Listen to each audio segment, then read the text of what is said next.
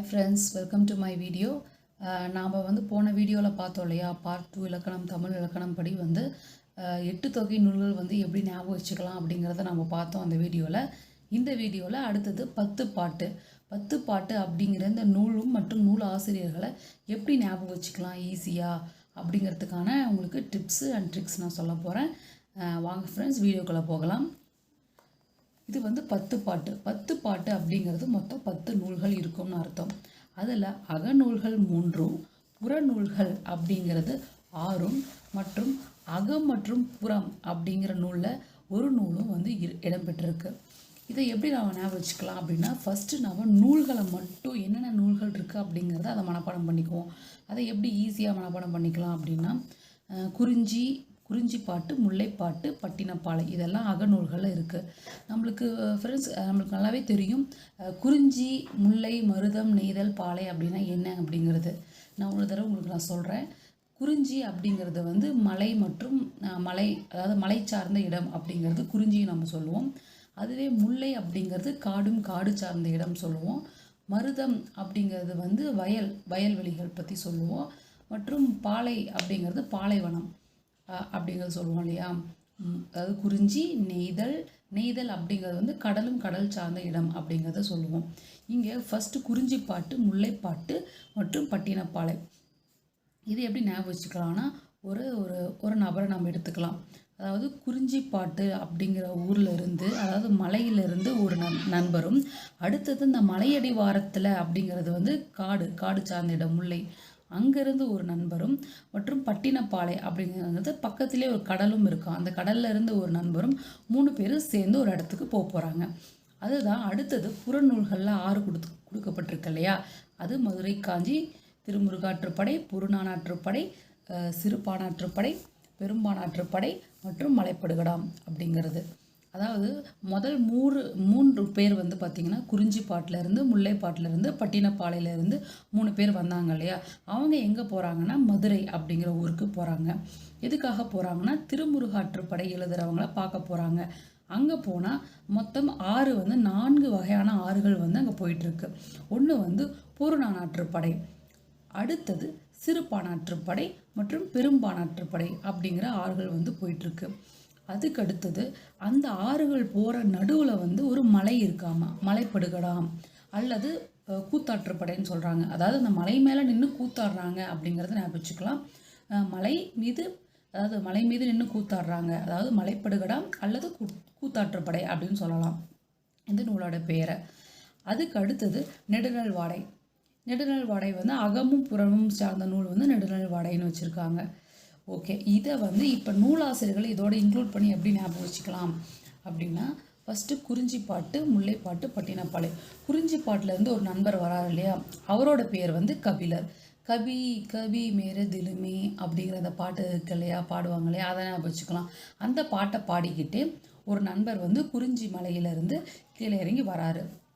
கீழே வந்தால் காடு சார்ந்த இடம் தானே முல்லைன்னு சொல்கிறோம். அந்த முல்லைப்பாட்டில் நம்பூதனார், அதாவது அங்கே பூதங்கள் நிறையா இருக்குது அப்படின்ற ஒரு பேச்சு இருக்குது. ஸோ அதை பார்த்து அவங்க வந்து அதாவது கபிலர் வந்து கீழே வரணும், ஏன்னா அங்கே வந்து பூதங்கள் ஜாஸ்தியாக இருக்குது அப்படின்னு சொல்கிறாங்க. ஸோ அங்கே வந்து அப்போ முல்லைப்பாட்டுக்கு வந்து நம்பூதனார் அப்படிங்கிற பேர் ஞாபகம் வந்துடும். அதுக்கு அடுத்தது 3வது பாடல் வந்து பட்டினப்பாலை. இது வந்து எப்படி பார்த்திங்கன்னா, அங்கேருந்து கையில், அதாவது கடியலூர் உத்திரங்கண்ணனார் அப்படிங்கிறது கையில் கடிகாரம் கட்டிக்கிட்டு, அதாவது கண்ணில் தூசி விழுந்ததை அவர் உறுத்திட்டே இருக்கு கண்ணை, அதை தேய்ச்சிக்கிட்டே அங்கேருந்து ஒரு நண்பர் வந்து வந்துட்டுருக்காரு. ஸோ 3 நண்பர்கள் சேர்ந்துட்டாங்க. கபிலர், நம்பூதனார், கடியலூர் உத்திரங்கண்ணனார் அப்படிங்கிறவங்க சேர்ந்துட்டாங்க. இவங்கெல்லாம் சேர்ந்து எங்கே போகிறாங்க, மதுரைக்கு போகிறாங்க. மதுரைனாலே நம்மளுக்கு மதுரை காஞ்சிங்கிற நூல் ஞாபகம் வந்துடும்.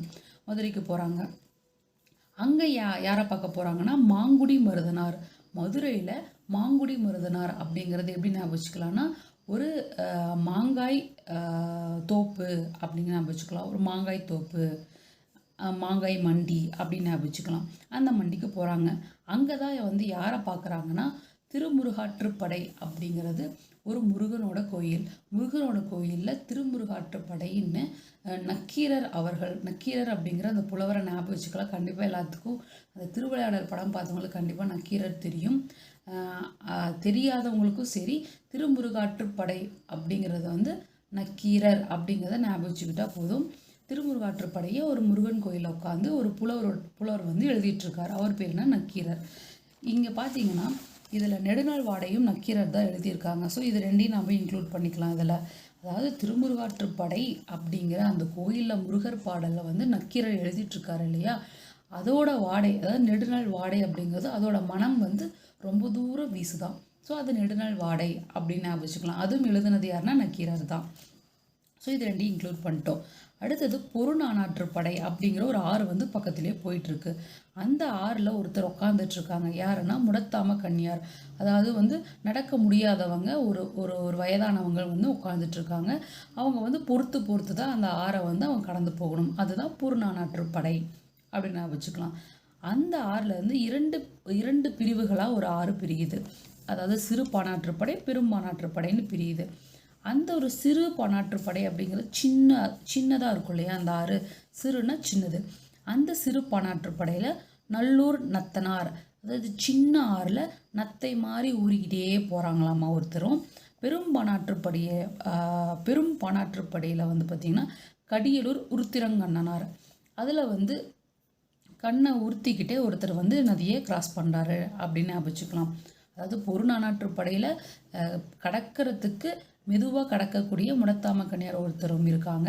சிறு பானாற்றுப்படையில் நத்தை மாதிரி ஊறிட்டு போகக்கூடிய நல்லூர் நத்தனார் ஒருத்தரும் இருக்காங்க. பெரும் பானாற்றுப்படையில் கடியலூர் உருத்திரங்கனார் கண்ணை தேய்ச்சிக்கிட்டே, கண்ணில் தூசி விழுந்ததை தேய்ச்சிக்கிட்டே, கையில் கடிகாரம் கட்டிருக்காரு. அவர் வந்து அந்த பெரும் பானாற்றுப்படையை கூட பொருட்படுத்தாமல் கண்ணை தேய்ச்சிக்கிட்டே அதை கிராஸ் பண்ணி போயிடுறாரு. அடுத்தது மலைப்படுகடான், நடுவில் ஒரு மலை வருது இல்லையா, அதுவும் பார்த்திங்கன்னா பெரும் கௌசிகனார்.